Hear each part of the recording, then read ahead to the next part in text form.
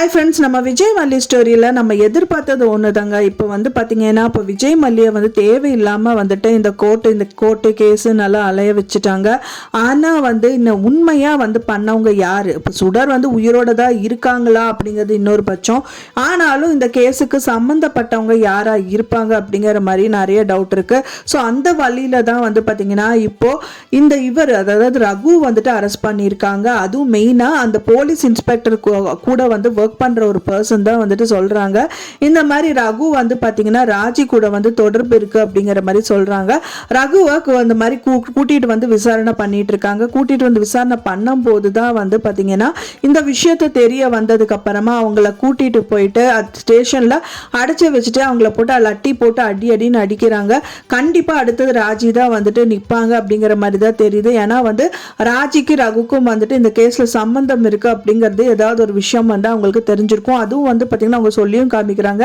சரி, நீங்க சும்மா ஏதோ டீல் பேசுற மாதிரி தெரியல, வேற ஏதோ பேசுற மாதிரி இருக்கேங்கும் போது அந்த மாதிரி தொடர்பு இருக்குங்கிற மாதிரி சொல்லியிருக்காங்க.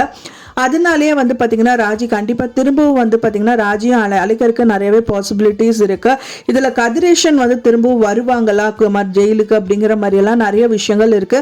ஏன்னா பார்த்தீங்கன்னா கதிரேஷனோட பொண்ணு நிஷா அவங்களும் சொல்லிட்டு இருக்காங்க, அப்பா நீங்கள் நிஜமாவே சுடரை கொலை பண்ணீங்களாப்பா அப்படிங்கிற மாதிரியெல்லாம் கேட்டுட்டு இருக்காங்க. ஸோ அதனால கதிரேஷன் வரக்கும் நிறையவே பாசிபிலிட்டி இருக்கு.